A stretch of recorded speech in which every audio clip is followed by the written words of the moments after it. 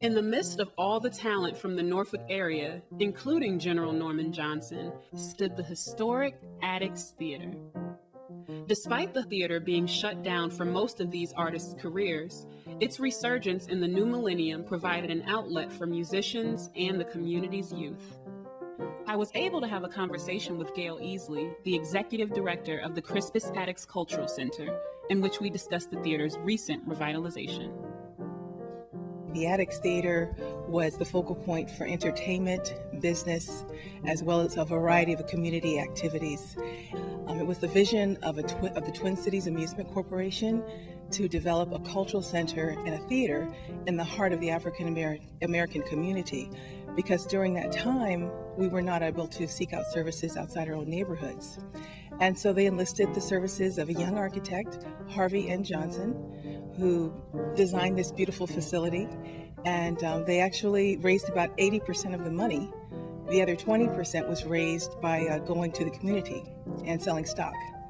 Back in its heyday, some of the performers that graced the stage of the Attucks Theatre were Duke Ellington, Cab Calloway, Mamie Smith, Louis Armstrong, Bessie Smith, just to name a few.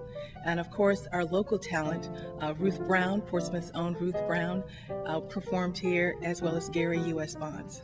It also was a place for graduation exercises for high schools. Churches had their services here, and it was well loved and utilized by the entire African American community. At the height of desegregation and urban renewal, individuals had opportunities to seek entertainment and housing elsewhere, and unfortunately that was the demise of Church Street and the Attucks Theatre. So by the mid-1950s, the theater did close permanently, closed its doors permanently. It served as a men's clothing store, Stark and Legum. They sold the clothes out of the lobby. The theater served as a warehouse, and the federal urban renewal programs such as the Housing Act of 1949 promised cities around the country millions of dollars in government grants for the purpose of removing blighted conditions and preparing urban land for redevelopment. So Norfolk, as with many other cities, took full advantage of these federal urban renewal funds and began large-scale demolitions of broad swaths of downtown, including Church Street. Many of the citizens in the community saw that Church Street was going to meet the same fate as many of the historical buildings throughout Norfolk, and decided to come together as a group. This group was founded by Reverend Joseph N. Green Jr., who organized the Crispus Attucks Cultural Center to save the Attucks Theatre. The Crispus Attucks Cultural Center raised funds, the city matched their funds, the state became involved, and in 15 years, $8 million was raised to restore the Attucks Theatre. And the first shovel went into the ground in 2001, and the doors reopened in 2004. And 7 years later, we are here.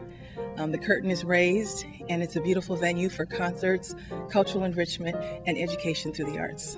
The Attucks Theatre is now known on the National Register of Historic Places and deemed by Congress as the oldest legitimate remaining theater in the entire country that was designed, constructed, operated, and financed by African Americans. Just as in the turn of the century, the Attucks Theatre has brought world-class performers to the stage. We are also a wonderful place for cultural enrichment through the arts. We have an arts incubator here at the Attucks Theatre, which houses resident artists who either are emerging or established and are looking to either start projects through the arts or to expand on those programs and projects in place. It's a great place for kids to come year-round. We've got an outstanding arts education program that features professional teaching artists in several disciplines such as theater, music, visual arts, technology, as well as filmmaking. Now, when I step on stage, I remember to pay tribute. I remember the blood, sweat, and tears that paved the way for me to be here. Because I remember when she and Daddy came to the Attucks. Hair was fried, dyed, and laid to the side. Conch cream was a Negro's dream. Big Mama's hot comb laid Mama's kitchen nice and long. Brown paper bags was used for curlers, and Moms and Pops chaperone every suitor.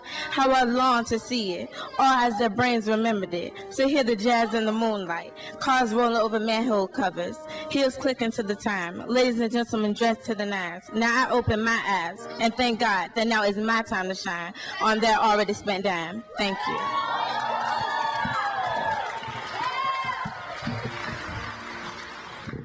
Without the Attucks Theatre, there would be a total loss of history and connection for our community to the Hampton Roads region, and the legacy of the African American community. Once again, the Attucks Theatre has become a beacon of cultural enrichment through the arts for Hampton Roads and beyond. It was known affectionately as the Apollo of the South.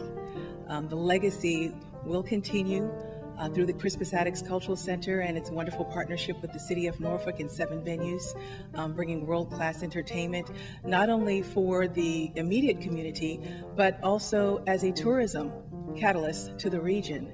We are connecting the past, the present, and the future by incorporating the arts for our youth and our local artists who are looking to develop their careers.